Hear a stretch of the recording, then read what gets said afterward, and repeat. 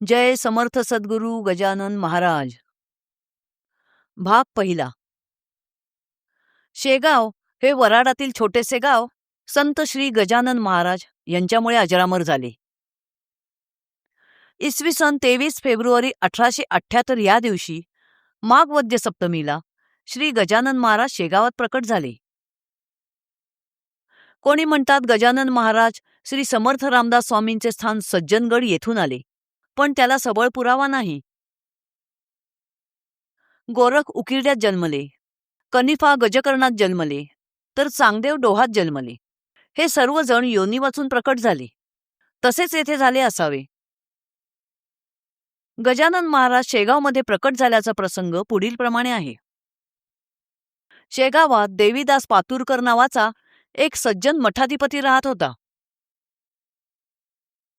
तो माघ महिन्यातील सप्तमीचा दिवस होता. त्या दिवशी देवीदासच्या घरात त्याच्या मुलाची ऋतुशांती होती. त्यानिमित्त घरात भोजनावळ चालली होती. लोकांनी जेवलेल्या उष्ट्या पत्रावळी घरासमोरच्या रस्त्यावर टाकल्या होत्या. दुपारचा साधारण 2चा प्रहर असेल. त्या उष्ट्या पत्रावळींजवळ एक तरुण व्यक्ती बसली होती. त्या व्यक्तीजवळ पाणी पिण्याचे भोपळ्याचे एक पात्र सोडून बाकी काहीही सामान नव्हते. त्याच्या हातात कुंभाराच्या भट्टीत न भाजलेली एक कच्ची चिलीम होती. नासाग्र दृष्टी असलेल्या व अपपर भाव नसलेल्या त्याच्या मुद्रेवर एक प्रकारचे तेज होते. अंगात फक्त जुनी कापडी बंडी असलेली ती दिगंबर मूर्ती भर दुपारी रस्त्यावरील उष्ट्या पत्रावळींवर उरलेल्या अन्नाचे शोधन करत होती आणि एखाद्याशी दृष्टीस पडल्यास ते उचलून तोंडात घालत होती. ते करण्यामागे अन्नम ब्रह्मेती किंवा अन्न हेच पूर्ण ब्रह्म हाच हेतू वाटत होता. त्याचवेळी बंकटलाल अगरवाल नावाचा गृहस्थ दामोदरपंत कुलकर्णी नावाच्या आपल्या मित्राबरोबर त्या रस्त्याने चालला होता. बंकटलाल व दामोदरपंत या दोघांनी तो प्रकार पाहिला आणि ते आश्चर्यचकित झाले. ते एकमेकांशी बोलू लागले की या व्यक्तीची करणी विपरीत दिसते आहे, कारण हा जो भुकेलेला असता तर त्याने अन्न मागून घेतले असते. देवीदास सज्जन आहे, तो दारी आलेला याचक परत पाठवणार नाही. त्या दोघांना अंदाज येत नव्हता की जेवण मिळण्याची शक्यता असतानाही उष्ट्या पत्रावळीतले एक एक शीत उचलून हा का खातोय. त्यामुळे त्याची कृती आजमावायला ते दोघे थोडा वेळ तेथेच उभे राहिले. त्यांना वाटले की ही तेजपुंज व्यक्ती कृतीने जरी वेडी वाटत असली तरी प्रत्यक्षात ज्ञानी असावी. भागवतात व्यासांनी म्हटले आहे की खरे साधू लोकांमध्ये पिशापरी वाटावे असेच वागतात. त्या रस्त्याने अनेक लोक जात होते, पण त्या व्यक्तीच्या कृतीकडे अशा दृष्टीने कोणीच पाहिले नाही. रत्नाची किंमत खरा रत्नपारखीच करू शकतो. मग बंकटलाल पुढे झाला आणि त्या व्यक्तीला म्हणजेच श्री गजानन महाराजांना म्हणाला की आपण ह्या उष्ट्या पत्रावळीत उरलेले अन्न का शोधत आहात. आपल्याला जर भूक असेल तर आम्ही अन्नाची तरतूद करतो. त्यावर महाराजांनी काहीही उत्तर न देता नुसतेच त्या दोघांच्या तोंडाकडे बघितले. तेव्हा बंकटलाल व दामोदरपंत दोघेही भान हरपून बघतच राहिले.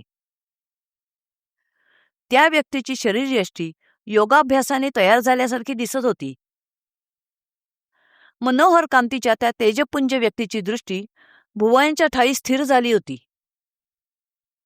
असा निजानंदी रंगलेला तो योगी पाहून ते दोघे आनंदले. त्यांनी महाराजांना मौनेच नमस्कार केला. मग त्या दोघांनी देवीदासकरवी पंचपक्वान्नांनी भरलेले ताट आणवले आणि गजानन स्वामींसमोर ठेवले. गजानन स्वामींनी त्या ताटातली सर्व पक्वान्ने एकत्र करून जठराग्नीची तृप्ती केली. हे बघून बंकटलाल दामोदरपंताला म्हणाला की सूर्य मध्यान्ही आला आहे. भूमी उन्हाने तप्त झाली आहे. पक्षीही वृक्षांवर आश्रयाला जाऊन बसले आहेत. अशा भर उन्हात हा योगी आनंदात बसला आहे.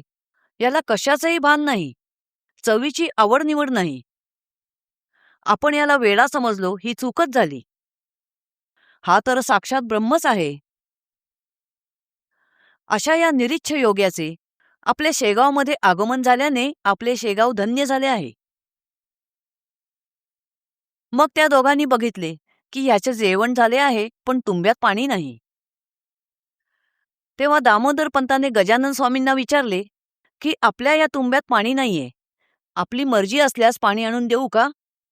ते ऐकून गजानन स्वामींनी स्मितहास्य केले आणि त्या दोघांकडे पाहून म्हणाले, तुम्हाला गरज असल्यास आणून द्यावे.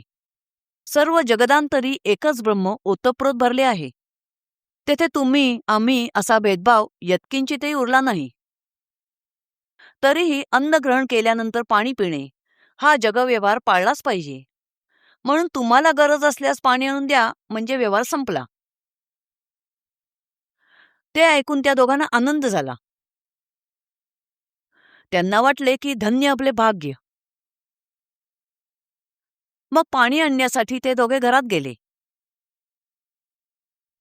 इकडे काय झाले की शेजारून वाहणाऱ्या ओहळावर गजानन स्वामी गेले आणि जेथे जनावरे पाणी पित होती तेथील पाणी पिऊन त्यांनी तृप्तीचे ढेकर दिले. तेवढ्यात दामोदर पंत गडव्यात पाणी घेऊन आला आणि स्वामींना म्हणाला, थांबा स्वामी, ते पाणी पिऊ नका. ते पाणी जनावरांनी पिण्यायोग्य आहे.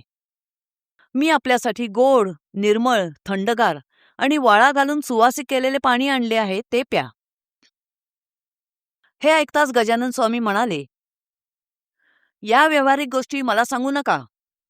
हे अवघे चराचर ब्रह्माने व्याप्त आहे. येथे गढूळ पाणी, निर्मळ व सुवासिक पाणी असा भेद राहिला नाही. पाणी ही तोच ब्रह्म आहे. सुवास व दुर्गंधी ही दोन्हीही त्याचीच रूपे आहेत आणि पाणी पिणाराही त्या ब्रह्मापासून वेगळा नाही. ही ईश्वराची माणसाला न कळणारी लीला आहे. हे सोडून लोकांनी व्यवहारात मन गोवले आहे. गजानन स्वामींचे हे बोलणे ऐकून बंकटलाल व दामोदर पंत अनन्य भावे स्वामींचे चरण धरायला पुढे झाले. त्यांचा हेतू ओळखून महाराज वायूच्या गतीने पळत निघाले.